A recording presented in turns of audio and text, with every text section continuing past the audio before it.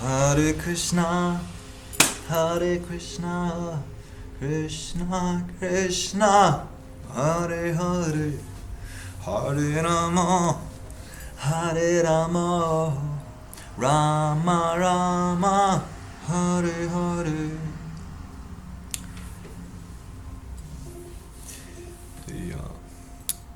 This is a mantra for elevation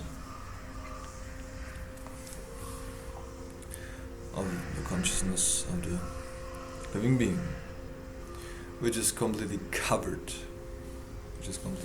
right now, but through the practice of chanting Hare Krishna, Krishna Krishna, Hare Hare, Hare Ram, Ram Ram, Hare Hare, we can regain our original spiritual identity, which is by nature joyful and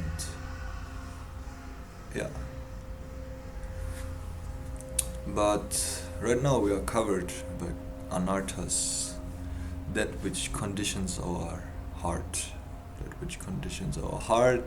which conditions our activity, our everyday activity, be it greed or lust, whatsoever. We are all conditioned by all these kind of things.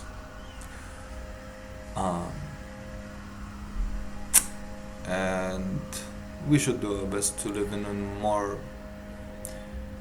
higher awareness, because then we will uplift our own self, our own Atma.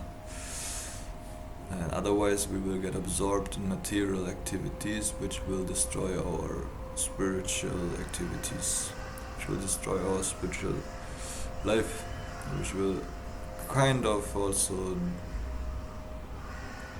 make us more dependent on other people, on material things, which is not really the goal of living authentic spiritually. And it's quite interesting, because it's very easy to fall into bad habits, or into the lower tendencies of the heart, like greed or whatsoever. When you are in the line, you think, I want this, I want that, I want the other, I want this, and if you take that, then I will then I will become angry. I'm not amused anymore.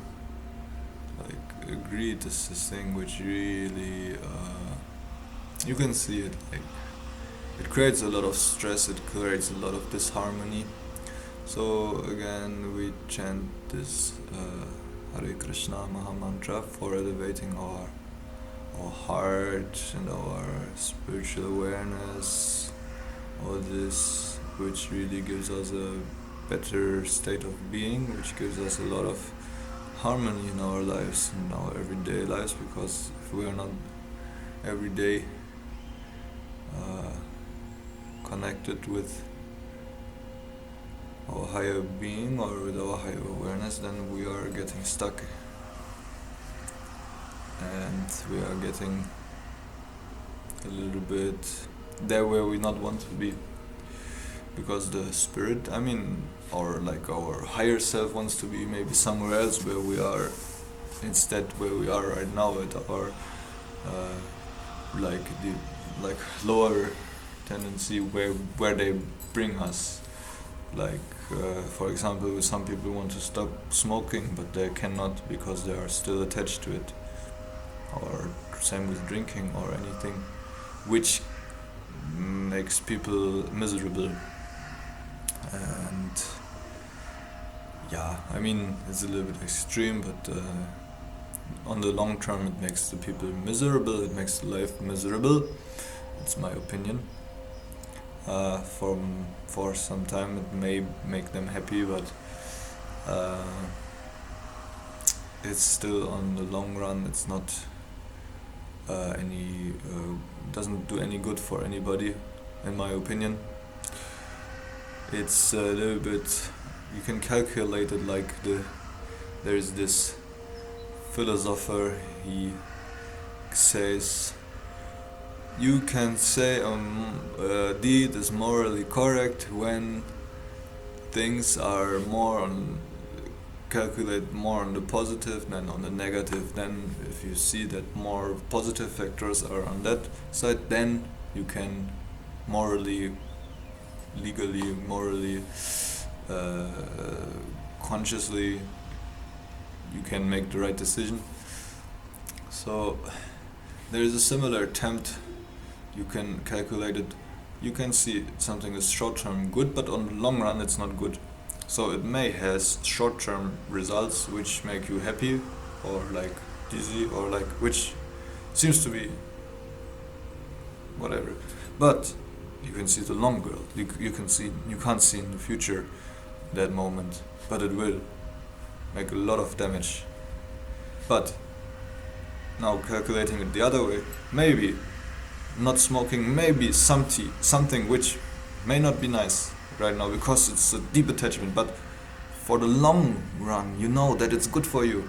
You become healthy, you become strong, and you become really another way of perceiving the world when you stop this smoking, and that's really good. And yeah, I think this is something which I really want to tell to the world. And yes, please have a good and deep breath, in your life, in your everyday activities. It's so important to always see what is long-term good, not short-term good. Short-term it may be good to eat a chocolate, like a nice chocolate, but you get caries, you get these kind of negative effects which destroys your well-being.